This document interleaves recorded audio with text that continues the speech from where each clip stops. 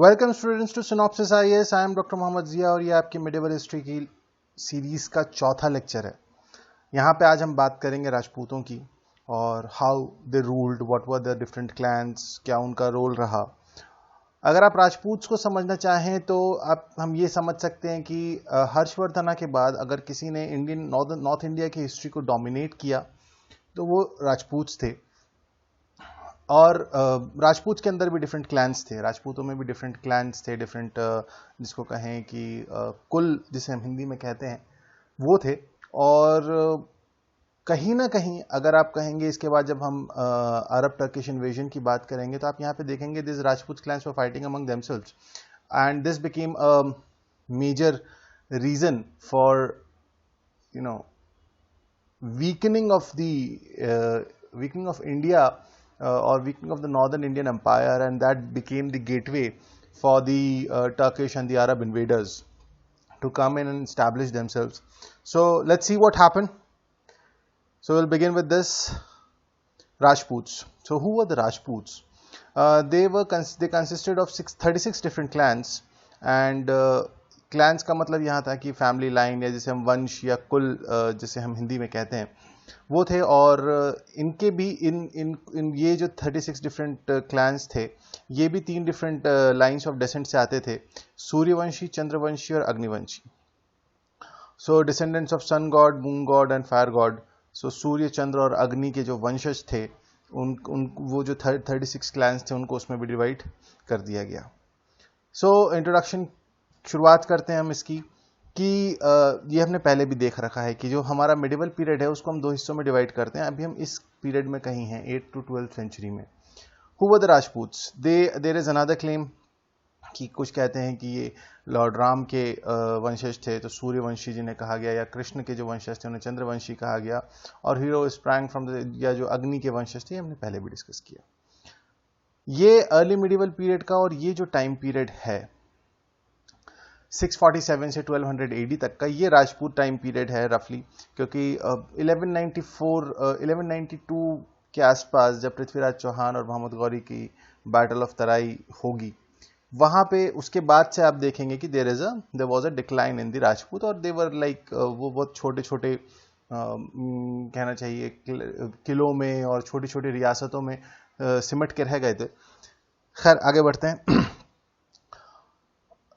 From the death of Harsha to the 12th century, तो हर्षवर्धना की death के बाद से लेके 12वीं शताब्दी तक, 12th सेंचुरी तक, the destiny of India was mostly in the hands of Rajput dynasties and they belong to the ancient Kshatriya families. So Kshatriya थे, और जो हमने एंशिएंट में हम जो वैदिक कल्चर में हम वर्ना सिस्टम पढ़ते हैं तो ब्राह्मण, क्षत्रिय, वैश्य, शूद्र, तो ये क्षत्रिय थे, वहां से बिलोंग करते थे। देवर 36, ये हमने पहले भी देखा कि 36 राजपूत क्लैंस थे, और मेजर कौन कौन से थे? The Pratiharas of Avanti, the Palas of Bengal, Chauhans of Delhi and Ajmer, Rathores of Kannauj, Gohilas और Sisodias of Mewar, Chandelas of Bundelkhand, Paramars of Malwa, Senas of Bengal, Solankis of Gujarat. तो ये कुछ मेजर राजपूत क्लैंस थे जो डोमिनेट कर रहे थे। हम इसमें से सबको तो नहीं देखेंगे, एग्जामिनेशन पॉइंट ऑफ व्यू से जो इंपॉर्टेंट है हम उनको देखेंगे। देखिए एक चीज़ हमेशा हिस्ट्री में ध्यान रखिएगा, जब भी हम हिस्ट्री पढ़ते हैं, आप में से बहुत लोग ऐसे होंगे जिनको ये लगता होगा कि हमें हम पूरी इतिहास का सारा ज्ञान लेके बैठ जाएं। Sir this is my humble request, हम यहाँ पे एग्जाम क्लियर करने के लिए, देखिए फोकस बिल्कुल क्लियर रखना है। Why we are here, why you are giving up your time here so that you can crack this exam which is called as UPSC. If you want to become an historian, if you want to gain maximum, then you should go into academics and do your doctorate on that. Doesn't matter. Any subject you read, whether it is history, economy, polity, geography, जो भी पढ़ो, सिर्फ अपना focus ध्यान रखना कि उतना ही पढ़ना है जितना एग्जाम में आता है या जो एग्जामिनेशन पॉइंट ऑफ व्यू से इंपॉर्टेंट है। Unnecessarily going deep into things, क्योंकि आप बोलोगे सर 36 राजपूत क्लैंस हैं, हमें तो सारे पता होने चाहिए, जरूरी नहीं है। ये मेजर्स भी, अगर मेजर आपको ये, अब आपसे मैं कहूं कि यहीं से अगर एक क्वेश्चन मैं बना दूं मैच द फॉलोइंग का, अगर आपको यही 4 10 12 ये याद रह जाएं, 9 10 ये जो भी मेजर क्लैंस हैं, तो एक क्वेश्चन तो आपका डेफिनेटली यहां बन जाता है कि यहाँ पे मैच द फॉलोइंग में क्वेश्चन आ सकता है। कि मैच द प्लेसेस और the Capitals with them. So again we have to study limited, but whatever we will study that should be rock solid. आप जो भी पढ़ के जाएं, आप जितना भी सिलेबस कवर करके जाएं, वैसे तो कोशिश करिए कि maximum syllabus, and if you are covering like 80-85% plus syllabus, you are good enough.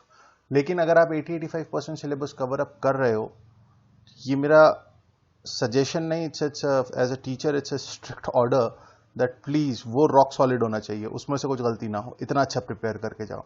100% को लूजली कवर अप करने से अच्छा है 85% को रॉक सॉलिड कवर करके जाओ, that will be more fruitful. So आगे बढ़ते हैं. हम इनमें से कुछ क्लैंस को देखेंगे जो इंपॉर्टेंट हैं, जिनका important in the sense history में इंपॉर्टेंस से मतलब है जिनका इंपैक्ट रहा. शुरुआत करते हैं द प्रतिहाराज. सो ये करीब 3 सेंचुरी तक Pratiharas ruled, also called as the Gurjara Pratihara. तो ये जो आप देख रहे हैं मैप, ये अब आप इमेजिन कर सकते हैं कि इनका इंपॉर्टेंस क्या होगा, कि इनका मैक्सिमम स्ट्रेंथ जो था सिंध से लेके कामरूप यानी कि आसाम के एंड तक था. Sindh is in now Pakistan. So ये पूरा नॉर्दर्न इंडिया को और नॉर्दर्न इंडिया को पूरा प्लेन्स वाला जो रीजन है उसको ये डोमिनेट करते थे, उसको ये रूल करते थे. They rule between 8th and 11th century AD and over the north and north western India. Pratiharas were a fortification. Why they were called as fortification? क्योंकि जब जुनैद ऑफ सिंध ने 725 में यहां से लेके यहां तक महमूद गजनी तक ये अटैक जब भी हुआ, तो इन्होंने इस बाउंड्री पे, ये देखिए आप, सिंध में तो सॉरी रूलर्स आ ही चुके थे, यहां से जो भी अटैक आ रहा था, इन्वेजन आ रहा था सिंध और मुल्तान की तरफ से, यहां से जो अटैक आ रहा था उसके अगेंस्ट इन्होंने बहुत बड़ा एक अच्छा फोर्टिफिकेशन बना रखा था. बहुत अच्छे से ये डिफेंस कर रहे थे और इन्होंने इन लोगों को आगे बढ़ने नहीं दिया. अब हम बात करते हैं प्रतिहाराज रूलर्स की. कौन कौन मेजर रूलर्स थे? नागाभट्टा 1, ये 725 से 740 AD तक थे, and he is considered to be the founder of Pratihara dynasty with Kannauj as its capital. अब यहां पे आप कन्नौज को ध्यान रखिएगा, कन्नौज शहर बहुत इंपॉर्टेंट है. सो कन्नौज. उसके बाद Vatsaraja and नागाभट्टा 2, they played a vital role in merging the empire. So you can see here that this was not a single empire. They have to work hard on merging them. Then Mihir Bhoj, the most powerful Pratihara king. During his period, he expanded from Kashmir to Narmada and from Kathiawar to Bihar. Map में आप देख सकते हैं कहीं ना कहीं कश्मीर वाला हिस्सा आ जाता है. कश्मीर, तो this is river Narmada, this is the Kathiawar in Gujarat, and again Magadh, यहां तक ये आ चुके थे, बिहार तक. देन उनके बाद आते हैं एक important ruler Mahendrapal 885 to 908 AD. ये कौन थे? He was the son of Mihir Bhoj and his extended his control over Magadh and north Bengal. So Magadh और नॉर्थ बंगाल के ऊपर उन्होंने अपना कंट्रोल बढ़ाया. क्या वजह थी? ये मेजर रूलर्स थे, लेकिन क्योंकि ये 8th सेंचुरी से 11th सेंचुरी तक थे, मतलब कहीं ना कहीं इनका डिक्लाइन जरूर आया. इनका डिक्लाइन क्यों आया? Rajyapal was the last Pratihara king. So ये आप फर्स्ट कौन था? नागाभट्टा 1. लास्ट कौन था? राज्यपाला. सो ये आपको ध्यान रखना है, ये इंपॉर्टेंट फैक्ट्स हैं जो आपको ध्यान रखना है. और एंड में क्या हुआ? When they decline they were like reduced to Kannauj. The Pratihara power began to decline after Mahmud of Ghazni attacked the kingdom in 1018 AD. तो जब महमूद गजनी का अटैक शुरू होता है, और जब उसने अटैक करना शुरू किया, और उसके अटैक के बाद से ही ये जो प्रतिहारा किंगडम था, ये जो प्रतिहारा पावर थी, ये क्या होने लगी? ये डिक्लाइन होने लगी. इसके बाद हुआ क्या कि ये जो इनके फ्यूडेटरीज थे, क्योंकि बड़ा एम्पायर था, हमने देखा काठियावाड़ से लेके मगध तक, उधर कश्मीर से लेके नर्मदा तक, ये एक बड़ा एम्पायर था. और जाहिर सी बात है, आप अगर हम राजपूत एडमिनिस्ट्रेशन को समझे तो वहां भी फ्यूडेटरीज, जागीरदारी थी, जागीरें दे दी जाती थी और उसका किसी ना किसी को हेड बना दिया जाता था. तो ये जो पालास, तोमर्स, चौहान्स, राठौर, चंदेला, गोहेला, परमार, ये सब क्या थे? ये प्रतिहाराज जो थे, इनके क्या थे? ये फ्यूडेटरी थे, मतलब ये इनके कंट्रोल में थे. ये उस पर्टिकुलर लैंड पे रूल तो करते थे, लेकिन क्या होता था? उसका जो टैक्स था, उसका जो भी रेवेन्यू था, उसका एक शेयर ये प्रतिहाराज को भी देते थे और प्रतिहाराज के पैट्रनेज को भी रिकॉग्नाइज करते थे. सो जैसे ही प्रतिहारा डिक्लाइन होने लगे, आप यहाँ आपको दिखेगा कि पालाज अलग हुए, तोमर अलग हुए, चौहान, राठौर, चंदेला, गोहिला, परमार, ये जो सारे लोग थे, इन्होंने क्या किया अपने आप को, क्योंकि you know when that strong head of the family और that strong centre of power has declined, what will happen, they declared themselves as an independent ruler. अब इसमें हम बात करते हैं पालास की. सबसे पहले Gopala founded the dynasty in 750 AD. He was the chieftain or the military general who was elected by the king as a notable man to prevent the anarchy. तो डायनेस्टी का फाउंडेशन और डायनेस्टी किंग नहीं था. देखो यहां पे एक चीज समझना कि ये किंग अभी नहीं बना है, अभी सिर्फ डायनेस्टी बनी है, अभी ये फीडेटरी का काम करेंगे. और क्या हुआ था, ही वॉज द मिलिट्री जनरल. क्यों? क्योंकि उस एरिया में एनार्की को प्रिवेंट करने के लिए. At the time of his death Pala kingdom was reduced to Bengal and most of Bihar. He built monastery at Udantapuri in Bihar. Consider the first Buddhist king of Bengal. ये आपको ध्यान रखना है. कौन? गोपाला. तो ये चीफ्टन था, उसको मिलिट्री किंग बना दिया गया. ठीक है. और he was the first Buddhist king of Bengal. तो इससे क्या पता चलता है कि ये बुद्धिज्म को पैटर्नाइज करते थे. Then Dharmapala 770 to 810 AD. He was the son and successor of Gopala. He expanded the kingdom. He was a pious. लेकिन जो इंपॉर्टेंट कॉन्ट्रीब्यूशन है धर्मपाला का, that is this, Vikramashila university at Bhagalpur in Bihar. ये जो है आपको ध्यान रखना है, ये बहुत इंपॉर्टेंट है, इंपॉर्टेंट पॉइंट है एग्जामिनेशन के पॉइंट ऑफ व्यू से, कि who laid the foundation of Vikramshila university, that is Dharmapal. तो अब यहां से आप कोई भी क्वेश्चन जनरेट कर सकते हो. विक्रमशिला यूनिवर्सिटी कहां से स्टैब्लिश हुई, हो सकता है आपको टाइम पीरियड पूछ ले. अब आपको एग्जैक्ट टाइम पीरियड नहीं याद है तो सर आप इसमें से आप ऑप्शन का जो भी आपको नियरेस्ट लगता है, हो सकता है, you know, sometimes these things also work out. But इनके साथ प्रॉब्लम क्या थी धर्मपाला के साथ, that he was in a frequent war with Pratihara and Rashtrakuta. तो राष्ट्रकूटा अभी हम आगे देखेंगे. The tripartite struggle of Kannauj. Kannauj के लिए 200 साल लड़ाई हुई. क्यों? क्योंकि Kannauj was at the centre और वहां से हर चीज कंट्रोल की जा सकती थी. तो कन्नौज के लिए लड़ाई भी हम आगे देखेंगे. The Palas became most powerful kingdom in the northern and the eastern during his rule. तो पालास जो है सबसे ज्यादा स्ट्रांग कब हुआ? धर्मपाल के टाइम पे, धर्मपाला के टाइम पे. 770 to 810 AD इनका टाइम पीरियड था. Vikramashila university and his frequent war with Pratiharas and Rashtrakutas. Then came Devapala. Devapala जो थे वो धर्मपाल और रन्ना देवी जो कि एक राष्ट्रकूटा प्रिंसेस थी, उनके पुत्र थे, उनके बेटे थे. और इनका जो टाइम पीरियड था 810 से, इन्होंने भी करीब 40 साल रूल किया. 810 to 858. इनके टाइम पे क्या हुआ? आसाम, उड़ीसा और कामरूप. कामरूप मीन्स आसाम का थोड़ा सा, you know, that whole region. He extended his kingdom to that part also. He was a staunch Buddhist and built many monasteries and temples in Magadha. He defeated Rashtrakuta ruler Amoghavarsha. तभी जब राष्ट्रकूटाज में आपने देखा होगा अमोघ वर्षा जो है ये एक मेजर रूलर था. महिपाल 1 उनके बाद आते हैं. He recovered north and also took Bihar. So he was like not that important. This Devpal is important क्योंकि यहाँ से हो सकता है ये पूछ लिया जाए.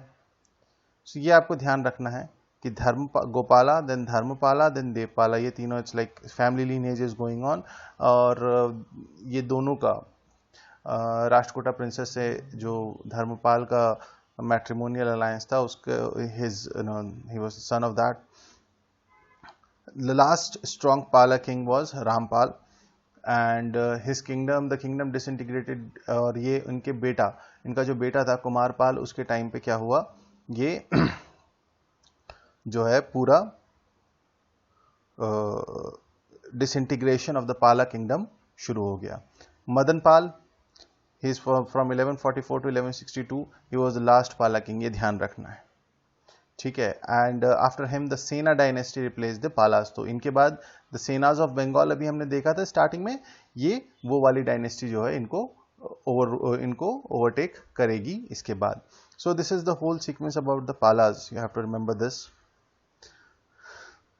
Now we talk about जो भी हमने बात की थी, the tripartite struggle for Kannauj.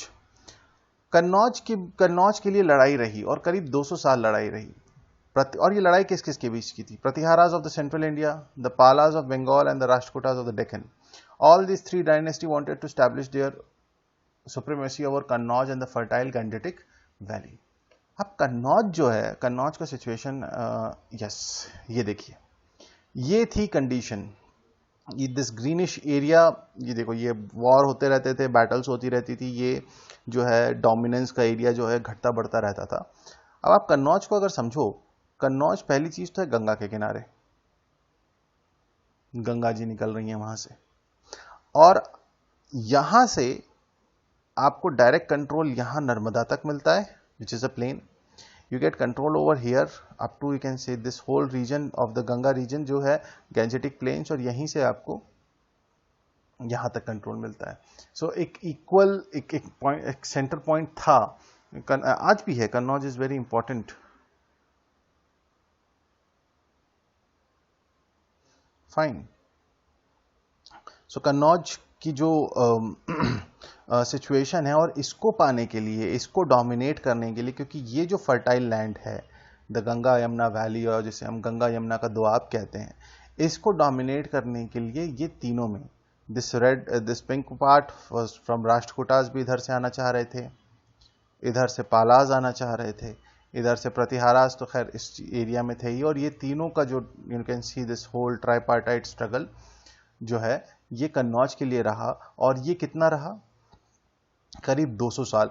और ये इतना ज़्यादा था कि एक्चुअली इस ट्राइपार्टाइट स्ट्रगल की वजह से it paved the way for invaders to come in, और इसकी वजह से जो टर्किश और अरब, हम जो बात करते हैं द अरब टर्किश इन्वेजन, वो, क्योंकि यहाँ पे जब लड़ाई हो रही है, तीन लोग लड़ रहे हैं, तो जाहिर सी बात है this area is very much vulnerable, and what happens that it is, you know, it become weak, and it becomes a very hot spot for entry for any of the invaders who were coming from this northwestern part. So this was the effect कि ये जो 200 साल की लड़ाई रही कन्नौज के लिए, वो उसने कमजोर किया, और उसकी वजह से यहां से इसी अरब सिंध तक तो आ ही चुके थे, और उसके बाद उन्होंने इधर और इधर एंट्री की, and they established their rule over India. Moving on, और जो दो डिफरेंट क्लैंस थे, डिफरेंट जो फ्यूडिटरीज थे प्रतिहारा के, जब उन्होंने अपने आप को इंडिपेंडेंट डिक्लेयर किया, so the Tomars of Delhi, they founded the city of Delhi. ये पॉइंट इंपॉर्टेंट है। They founded the city of Delhi in 736 AD। ये ध्यान रखने वाली चीज है, इंपॉर्टेंट पॉइंट है। महिपाल तोमर कैप्चर्ड थानेश्वर और Thanesar, Hansi and Nagarkot in 1043 AD। Chauhans captured Delhi in the middle of 12th century and Tomar became their feudatory. तो हुआ क्या, पहले तोमर्स थे, फिर दिल्ली को किसने कैप्चर किया? दिल्ली को कैप्चर किया चौहान्स ने, और जब चौहान्स ने उन्हें कैप्चर कर लिया, तो ये तोमर जो पहले, मतलब first they were like feudatories of Pratihara, then they ruled over Delhi, and then when Chauhans took over them, so ये लड़ रहे थे आपस में। तो फिर क्या हुआ? Tomars became feudatories of Chauhans. Then Chauhans of Delhi and Ajmer.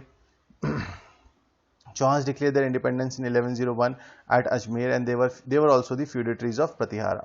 उन्होंने क्या किया? उज्जैन, अब देखो, ये परमार्स ऑफ मालवा से भी लड़े, एंड अभी हमने देखा कि ये तोमर से भी लड़े। तो ये जो राजपूत क्लैंस थे, ये जो आपस में लड़ रहे थे, ये एक बहुत बड़ा रीजन था कि जो अरब टर्किश इन्वेजन है वो सक्सेसफुल रहा। फाइन। सो 12th century में आके इन्होंने दिल्ली को कैप्चर किया, और दिल्ली को इन्होंने कैपिटल बनाया। और इनका जो सबसे इंपॉर्टेंट रूलर था पृथ्वीराज चौहान थे, और पृथ्वीराज चौहान के बारे में हम इन डिटेल तब पढ़ेंगे जब हम मोहम्मद गौरी को देखेंगे। Then we talk about Rathores of Kannauj. 100 साल के आसपास इन्होंने रूल किया, द राठौर्स ऑफ कन्नौज ने, और they established themselves here. Jaichand was the last great ruler of this dynasty, and he was killed in battle of Chandawar. ये बैटल इंपॉर्टेंट है, 1194 AD by Mohammad Ghori. So ये ध्यान रखिएगा, ये बैटल इंपॉर्टेंट है, battle of Chandawar between whom? Jaichand and Mohammad Ghori in 1194 AD, in which he was killed, and again this whole Turkish rule became dominated in India. Then we talk about the Chandelas of the Bundelkhand. Established themselves in 9th century AD. Mahoba was their capital of Chandela during the period of chief Yashovarman. Yashovarman एक important chief थे, important ruler थे इसके। महोबा के अलावा कलिंजर वो एक important fort था, but इनका जो सबसे बड़ा contribution है वो ये है खजुराहो के मंदिर काफ़ी फेमस है आर्ट एंड कल्चर में, आपने पढ़ा भी होगा कि what is the importance of this Khajuraho temple and their kind of art and everything. So ये खजुराहो के टेम्पल के इन्होंने बनाए द चंदेलाज ऑफ बुंदेलखंड ने. परामल was their last Chandela ruler and he was defeated by Qutbuddin Aibak in 1203 AD. So ये point भी important है, ध्यान रखिएगा. Then the Sisodias or the Gohilas of Mewar. The Rajput ruler Bapa Rawat was the founder of Gohila or the Sisodia dynasty and Chittor was his capital. तो मेवाड़ की capital क्या थी? Chittor. And here comes the movie Padmavat. Yes. So Rana Ratan Singh played by Shahid Kapoor in the movie. ये जो है इस movie में अगर आप देखेंगे तो कोई ज़्यादा हिस्ट्री के साथ कोई बहुत ज़्यादा छेड़खानी नहीं की गई है. आप वो मूवी देख सकते हैं और अगर आपको उसमें से कुछ फैक्ट्स मिले तो आप समझ भी सकते हैं. So that movie is more और less very much based on the facts. अब जाहिर सी बात है कुछ पिक्चर्स मॉडर्नाइज करने के लिए कुछ चीज़ों का एड ऑन और डिलीशन किया जाता है, but by and large that movie Padmaavat is correct to the point. तो मेवाड़ के जो सिसोदिया थे, राणा रतन सिंह जो थे, इन 1307 अलाउद्दीन खिलजी और वो सारी कहानी आपने देखी होगी. नहीं देखी तो देख लीजिएगा. There are certain movies. जब मैं हिस्ट्री पढ़ाता हूँ तो मैं कहता हूँ कि आप कुछ मूवीज़ ज़रूर देखें. जैसे एक मंगल पांडे ज़रूर देखें. आई नो वो मूवी जो है ज़्यादा बट वहाँ पे आपको एक पॉइंट समझ में ज़रूर आएगा. The whole conspiracy of the 1857 revolt, that how it started, ये आपको समझ में आएगा. एंड ज़्यादा उसमें भी फैक्ट्स और हिस्टोरिकल उसके साथ कोई ज़्यादा टैम्परिंग नहीं है. So overall it's good. Bhagat Singh पे जो मूवीज़ हैं एंड उसको भी ज़रूर देखिए कि वहाँ पे आपको हिस्ट्री का काफ़ी कुछ हिस्सा मिलता है. Specially the one which is named as that legend of Bhagat Singh. So you watch that movie. वहाँ पे आपको इंडिया मतलब मॉडर्न हिस्ट्री के कंटेक्स्ट में आपको काफ़ी कुछ मिलेगा. So you can watch these also. So इसी चित्तौड़ में Rana Ratan Singh and that whole Padmavat story यहाँ पे होती है. और अलाउद्दीन खिलजी भी he invade the territory and defeated them. Then Rana Sanga and Maharana Pratap, ये दो इंपॉर्टेंट रूलर्स थे. इन्होंने काफ़ी टफ फाइट दी मुगल रूलर्स को, और जब मुगल्स पढ़ेंगे तो वहाँ पे इनका रोल देखेंगे हम.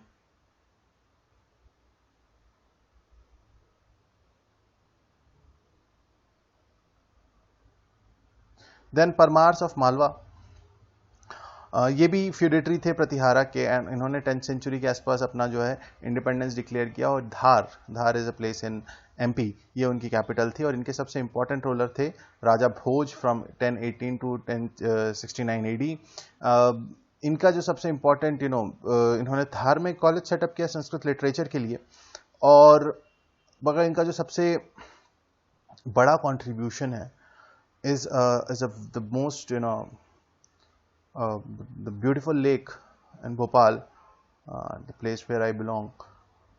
That is one of his major contribution. और if you visit Bhopal, कभी आप जाएं तो आप देखेंगे कि बीच लेक में एक it's like a structure राजा भोज की एक बहुत बड़ा सा स्टैचू भी है. So it's a good place to visit. And the lake, it's the largest lake, artificial lake. Or you can understand 250 square miles is the size, is the area of that lake. तो ये उनका major contribution है राजा भोज का. The reign of Parmars, ये मालवा के जो परमार्स थे, इनका किससे हुआ? इनका भी एंड किसने किया? इनका भी रूल का एंड किया अलाउद्दीन खिलजी ने. अब हम बात, ये तो बात हुई मेजर रूलर्स की, मेजर जो उनके राजा महाराजा जो भी शासक थे, रूलर्स थे उनकी. अब हम बात करते हैं राजपूत रिलीजन एंड गवर्नमेंट की. पहली चीज तो हुआ राजपूत. तो वो जो डायलॉग था ना बड़ा सा कि राजपूत कौन है, तो वो that's all true about them. they are like great warriors and chivalrous, by they are like fearless people, great warriors. And the biggest strength is when they protect women and the weak. क्योंकि इनका हमेशा से एक वो रहा है that women को इन्होंने बहुत अच्छा स्टेटस दिया. And when it comes to protecting the women, they have got everything at stake. तो वो कमज़ोरों की लड़ाई, कमज़ोरों के हक के लिए, औरतों के हक के लिए, क्योंकि हिंदुस्तान की हिस्ट्री में औरत को हमेशा से एक सप्रेस्ड, आप देखेंगे स्पेशली अर्ली मिडिवल और लेटर मिडिवल फेज में भी, कि एक थोड़ा सा सप्रेस्ड क्लास ट्रीट किया गया। तो उसमें राजपूत ने हमेशा औरतों के प्रोटेक्शन, उनके द मान सम्मान ऑफ वुमेन पे हमेशा फोकस रहा उनका, और उसके लिए उन्होंने अपना हर चीज़ दाव पे लगाई है। There are various instances in history. They were the follower of Hinduism, क्योंकि ये क्षत्रिय थे और पैटर्नाइज, लेकिन फिर वही चीज़ टॉलरेंस था, also patronise Buddhism and Jainism. तो हिंदुइज्म फॉलो कर रहे थे, लेकिन इसका मतलब ये नहीं था कि बुद्धिज्म और जैनिज्म को वो डिनाउंस करते, वो रिजेक्ट करते, या उनको उसको इनटॉलरेंट स्ट्रक्चर में डाल देते। नहीं, ऐसा कुछ नहीं था। हिंदुइज्म फॉलो कर रहे थे, लेकिन इसको भी पूरा मान सम्मान दे रहे थे। द भक्ति कल्ट, द भक्ति मूवमेंट, आगे चल के भक्तिज्म एंड सूफिज्म पढ़ेंगे जब हम, तो यहाँ पे ये जो भक्ति मूवमेंट था, भक्तिज्म सूफिज्म वाला, ये भी इन्हीं के टाइम पे शुरू हुआ। तो this was the religion, but the problem was that the government was most outdated in character. तो रूल जो था, जिस हिसाब से वो शासन कर रहे थे, जिस हिसाब से अपना एडमिनिस्ट्रेशन चला रहे थे, वो इतना स्ट्रांग नहीं था, इतना फर्म नहीं था। वही जागीरदारी थी। Each kingdom was divided into large number of jagirs which was held by jagirdar. ये फ्यूडेटरीज थे, जैसे ही स्ट्रांग रूलर हटता था, ये फ्यूडेटरी अपने आप को इंडिपेंडेंट रूलर डिक्लेयर करते थे। फिर हर किसी के अंदर देखो ख्वाहिशें तो सबके अंदर है ना, कि हम अपना अपना किंगडम एक्सपैंड करें। और ये किंगडम एक्सपैंड करने के चक्कर में क्या हुआ, ये अपने आप में लड़ते रहे। जब ये अपने आप में लड़ते रहे, तो at the end of the day क्या हुआ, जो इन्वेडर्स बाहर से आ रहे थे, आप आपस में लड़ते रहिए, वो आपको वीक पॉइंट मिलेगा, दूसरे आके आप पे रूल करने लग जाएंगे। So this was the nature.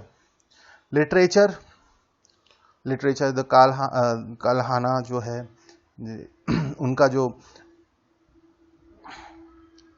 Composition है,